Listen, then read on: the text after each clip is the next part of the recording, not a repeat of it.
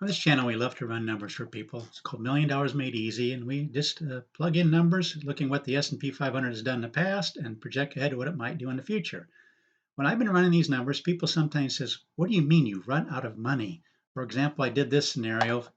You retire with $500,000, you need 3250 because you plan on that for your retirement. After Social Security and pensions, you need $3,250. You need take that out a month, and you want to increase that by 3% a year. So here's a 3250. Or if you want to look at the yearly amount, it's 39,000. Next year, 40,000. Well, if you run those numbers again, what we do is plug in the returns from what happened in the last 100 years. It's never going to be exact, but it's going to give you a range. In 1924, would you run out of money? You'd be coming close. But I want to look at the actual 1929 numbers because people seem confused what I mean when I say running out of money.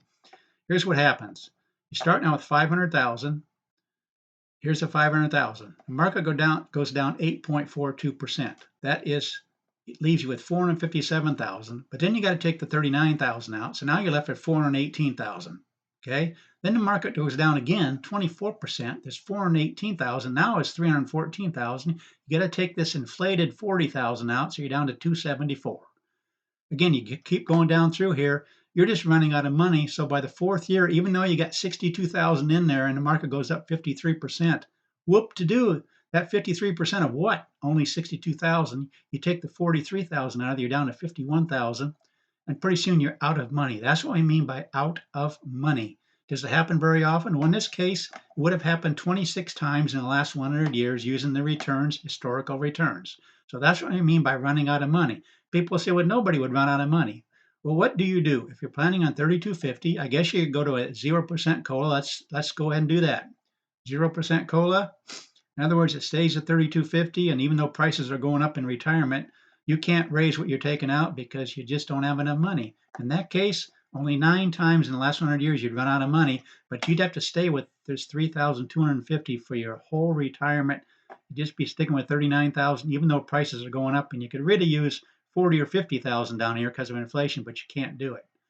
But even then, you still run out of money in 1929. Notice it's taking out 3250, but you're still getting hit with these down years. So somebody else will say, well, Dave Ramsey wasn't talking about when he said 8%. He was talking about 8% of the remaining balance. So let's go ahead and do that. Remember, you're planning on this, folks. You're planning on 3,250. Let's go back with the COLA. You're planning on 3,250 a month, and you want to do 8% of the remaining balance. What does that mean? The remaining balance means if you take 8% out, you're left with 92%. So no, you never run out of money. But look what happens because you're doing that. Because you're doing that, yeah, I'm going to go ahead and update this. You're going to see zeros. You don't run out of money because you're always left with 92% of the previous year's balance. But what does that mean? That means 92% of right here, 418 point. You take out 8% of that.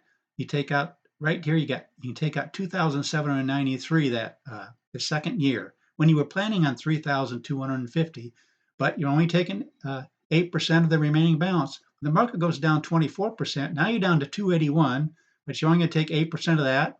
Again, you're not going to run out of money, but look at what you're having to live on. 1,874 after the third year, actually after the second year.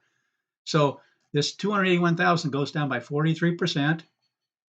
You take 8% of that 281,000. You can only take out 22,000 that year. Remember, you were planning on 39,000.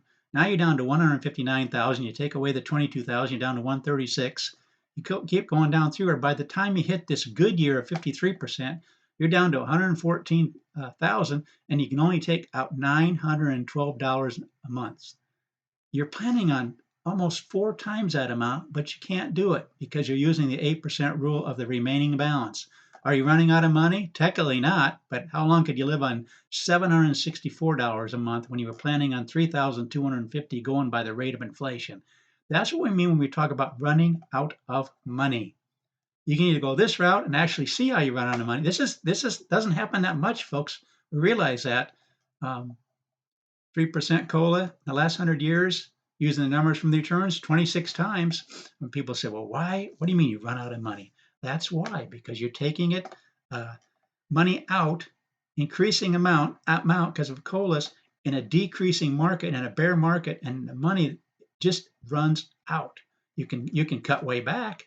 You could cut way back. Like we said, you could start going to negative COLAs I put that in there.